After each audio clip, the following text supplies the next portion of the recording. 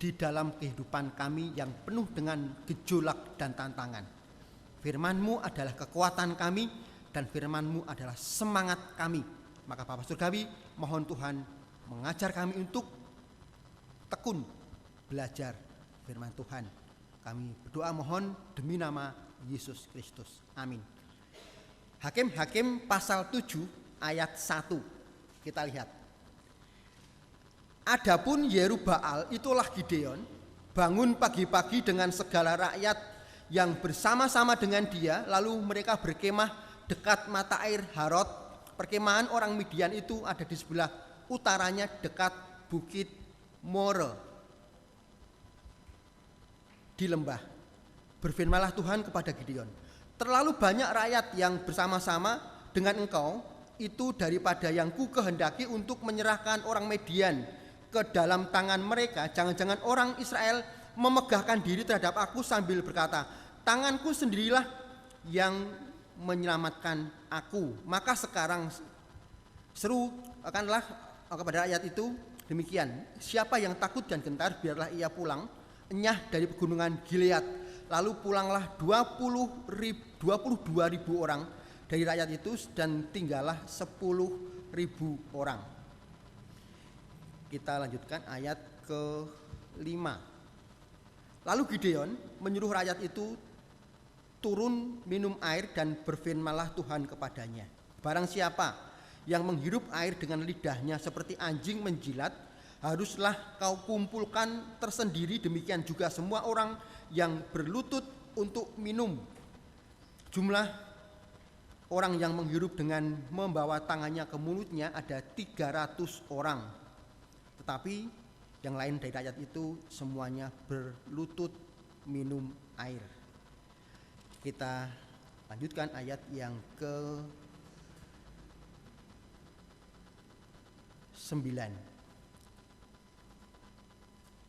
Pada malam itu berfirmanlah Tuhan kepadanya, bangunlah, turunlah menyerbu perkemahan itu, sebab telah kuserahkan itu ke dalam tanganmu.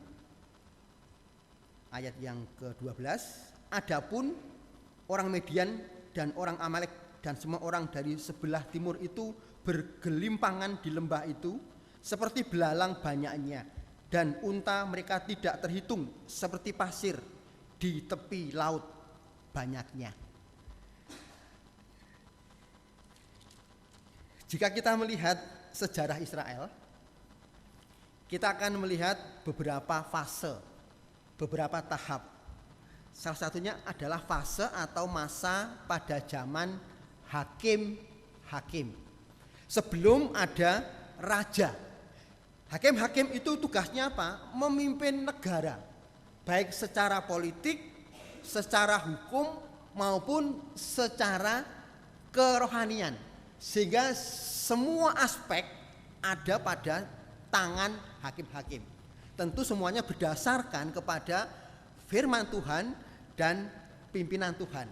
Ini yang disebut sebagai tata kelola teokrasi. Teo itu Tuhan, krasi kratos negara.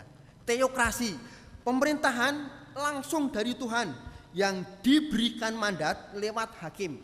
Nah, baru setelah itu ada fase kerajaan Israel dengan raja pertama yaitu Saul, Daud, Salomo dan selanjutnya.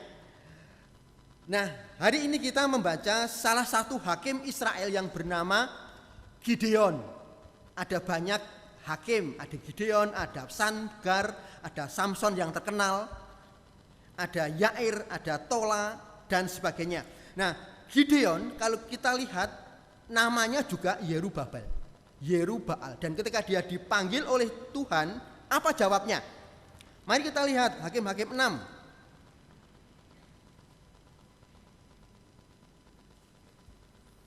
Pasal 6 ayat 12.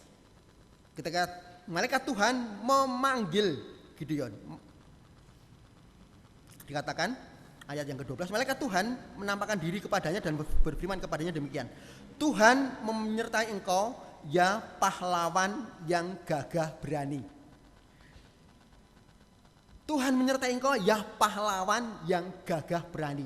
Di mata Tuhan, Gideon adalah pahlawan yang gagah berani. Tapi apa jawab Gideon? Ayat ke-15. Tetapi jawab Gideon kepadanya, "Ah Tuhanku, dengan apakah aku akan kuselamatkan orang Israel? Ketahuilah, kaumku adalah yang paling kecil di antara suku Manase, dan aku pun orang yang paling muda di antara kaum keluargaku." Ya, satu sisi Tuhan mengatakan, engkau pahlawan yang gagah berani. Satu sisi lagi Gideon mengatakan, saya ini siapa sih? Dari suku yang paling kecil, suku Manase. Aku juga paling muda. Dengan kata lain, aku tidak bisa memimpin orang Israel yang keras. Dari sini kita melihat perbedaan persepsi antara Tuhan dan manusia. Dan ini seringkali yang kemudian bisa menghambat pekerjaan Tuhan. Tuhan memandang kita layak. Tuhan memandang kita mampu untuk mengerjakan pekerjaan-pekerjaan Tuhan yang besar. Tapi kita seringkali yang menganggap kita tidak layak. Kita tidak mampu. Maka Tuhan harus mengatakan ayat yang ke-16. Berfirmanlah Tuhan kepadanya, tetapi akulah yang menyertai engkau, sebab itu engkau akan memukul kalah orang Median sampai habis. Itu kata-kata Tuhan. Dan kata-kata Tuhan itu adalah ya dan amin.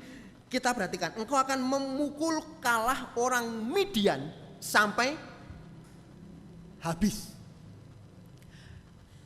Nah, barangkali itu yang menguatkan Gideon sampai akhirnya dia kemudian mengumpulkan seluruh orang Israel, dan terkumpullah orang Israel sejumlah 32.000 orang. Dan Tuhan katakan, sekarang dari 32.000 orang itu tantang mereka, wani maju ora? Nek wani maju, nek ora wani mundur bae gitu. Lalu ditantanglah mereka, dan yang mundur adalah 22.000 orang. Sehingga tinggal 10.000 orang. Dari 32 ditantang, yuk kita maju perang. Yang mundur 22.000, yang tinggal 10.000. Belum cukup di situ, Tuhan masih mau menguji, menyaring lagi, menyeleksi lagi. Dari 10.000 orang itu, jangan ngombe di satu sungai. Lihat cara mereka minum. Ada yang minumnya seperti anjing tadi ya, disebutkan, dengan menjulurkan lidahnya dan menjilat. Ada juga yang berlutut. Lah, lihatlah itu. Ya, lihatlah itu, pilihlah yang minum dengan cara menjilat. Ambillah itu. Dan ternyata ketika dikumpulkan jumlahnya hanya 300 orang. Dari 32.000 orang disortir lagi tinggal 10.000 orang, disortir lagi tinggal 300 orang. Dan itulah yang akan menghadapi suku Amalek dan suku Median yang jumlahnya ayat ke-12 tidak terbilang banyaknya, seperti belalang, seperti pasir di tepi laut banyaknya. Bisa dibayangkan ya, dari hanya 300 orang menghadapi suku Amalek, suku Median, jumlahnya tidak terbilang banyaknya. Kira-kira berapa? Coba kita lihat pasal 8 ayat ke-10 untuk melihat saja kira-kira jumlahnya berapa sih suku Amalek dan suku Median itu. Ayat 10 dari pasal yang ke-8. Sementara itu Seba dan Salmuna ada di Karkor bersama-sama dengan tentara mereka. Kira-kira 15.000 orang banyaknya, yakni semua orang yang masih tinggal hidup dari seluruh tentara, orang-orang dari sebelah timur.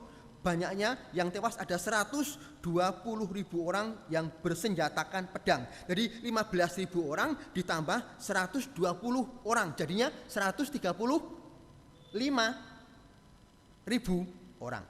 Bisa dibayangkan jomplang enggak? Dari hanya 300 orang suku Israel 300. Bertempur dengan 135.000 orang. 1 banding berapa itu? Jadi 1 orang mesti menghadapi sekitar 400-an. 1 orang menghadapi 400 orang, bayangin. Itu yang terjadi. Jika saya gitu mungkin sudah ngacir duluan. Gimana? Orang menghadapi 2-3 jam sudah kelimpungan kok. Apalagi orang-orang Midian sangat terlatih di dalam menggunakan pedang, sangat terlatih di dalam perang sama dengan orang-orang Filistin. Contohnya Goliat. Sementara orang-orang Israel tidak terlatih di dalam perang. Mereka bisa perang ketika masuk ke tanah Kanaan. Sudah mulai belajar perang. Tapi orang Midian, orang Amalek sudah terlatih sejak muda untuk berperang. Dan musuhnya jauh lebih sedikit, 300 orang. Wah, situ dikeplak sudah ngacir. Tapi kita lihat justru dari 300 orang itu mereka mengalahkan yang ratusan ribu orang. Ini tentu sesuatu hal yang luar biasa, sama dengan ketika Daud menghadapi Goliat. Nggak sebanding. Goliat pakai baju perang lengkap dari ujung rambut sampai ujung kaki, semua dilindungi besi kecuali satu yang tidak, mata dan jidat. Maka yang diincar Daud adalah jidatnya, bukan kepalanya. Kalau diinceng kepalanya hanya pakai batu, kelunting mental, nggak ada apa-apa. Tapi yang diincar jidatnya yang tidak dilindungi besi. Maka disitulah Goliat jatuh karena batu itu tembus ke otaknya. Kalau dilihat Goliat begitu perkasa dengan pasukan yang lengkap, baju besi, tameng aja yang bawa orang lain, bukan dia. Jadi dia siap, ada orang yang di depan bawa tamengnya. Jika kalau dipanah, ditembak, yang kena orang lain dulu. Nah, sementara Daud itu apa? Ecek-ecek. Cuma gembala saja, bawaannya cuma pelintang dan tongkat. Yang dihadapi senjata lengkap, meriam, tank dan sebagainya. Kita hanya senapan angin, peletok, aduh. Sementara satunya belum, tank yang sekali tembak bisa meledakkan semuanya. Tidak seimbang. Tapi apa kata Daud? Saya berperang demi nama Tuhan. Dan itu yang terjadi ketika Gideon menghadapi Amalek dan Midian. Atas nama Tuhan, demi nama Tuhan, mereka maju berperang untuk mengalahkan orang-orang yang mengejek Tuhan, menghina Tuhan, merendahkan Tuhan. Apa yang kita bisa pelajari dari teks ini? Yang pertama, ketika Tuhan memanggil Gideon. Siapa Gideon? Masih muda, gak punya pengalaman apa-apa. Dia merasa minder, dia merasa kecil. Sama ketika Tuhan memanggil kalian untuk menjadi pelayan Tuhan di gereja, di sekolah. Kadang kita berkata seperti Daniel, ojo aku, yang lain saja. Jadi ketua OSIS misalnya, jadi ketua kelas atau pengurus kelas. Atau ketika ditunjuk untuk ini itu, jangan saya. Yang lain saja saya tidak bisa. Jujur, saya juga begitu soalnya. Dulu, saat ini mudah-mudahan tidak.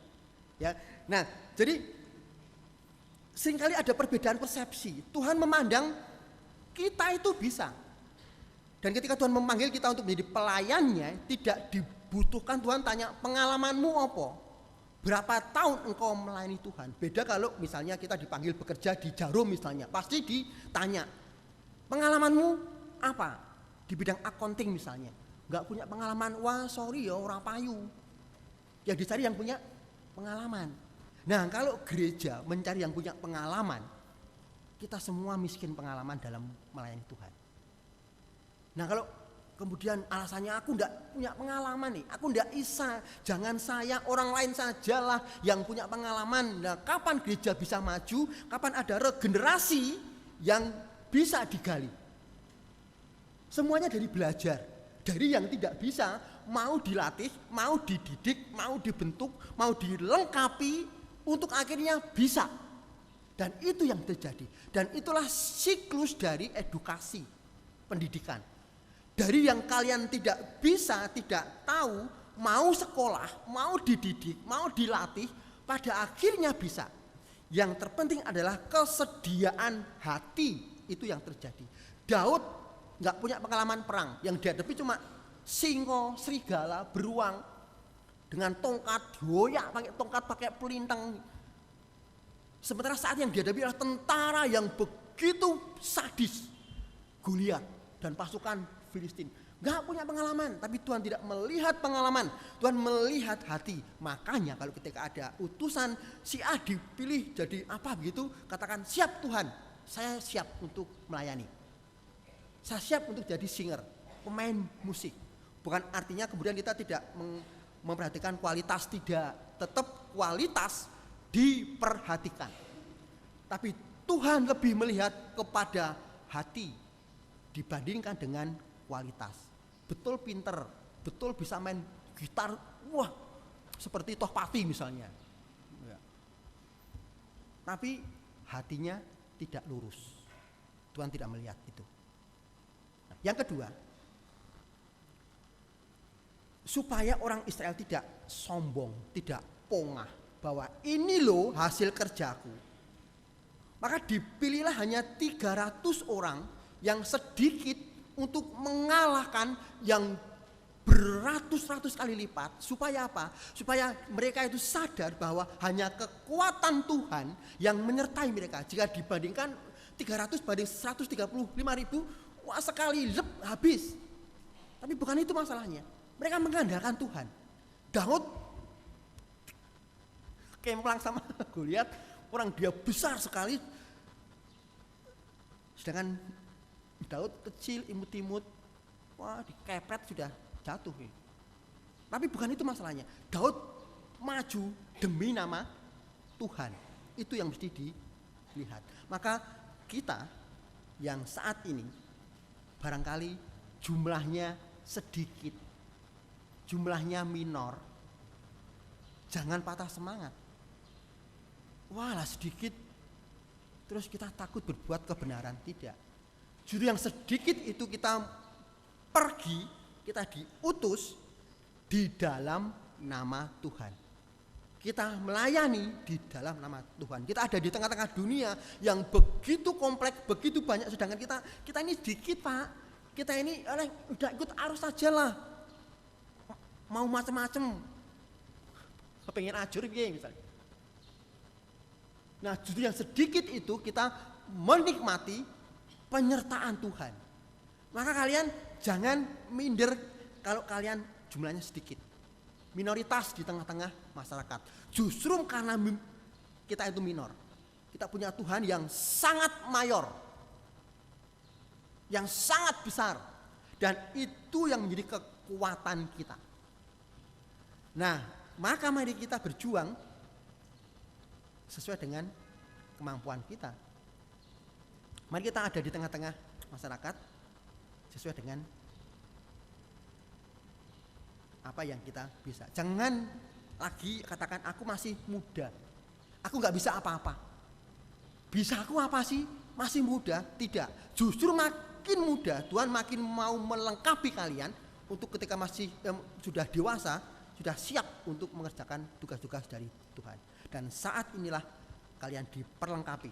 Di mana? Di sekolah, di gereja, di ruang ibadah ini untuk dapat menjadi pelayan Tuhan yang betul-betul setia kepada Tuhan. Dan mari kita berjuang. Mari kita laksanakan panggilan Tuhan. Tidak ada lagi orang anak-anak yang kemudian mengatakan tidak, saya nggak bisa, saya tidak mau. Tentu ada pertimbangan tertentu ketika dipilih jadi singer, jadi musik. Nah makanya itu ke depan kita akan katakan saya siap untuk melaksanakan tugas. Tugas sekolah, tugas dari gereja, tugas dari rumah, saya siap. Saya akan buktikan bahwa saya mampu. Gitu? Ya, amin. Mari kita berdoa.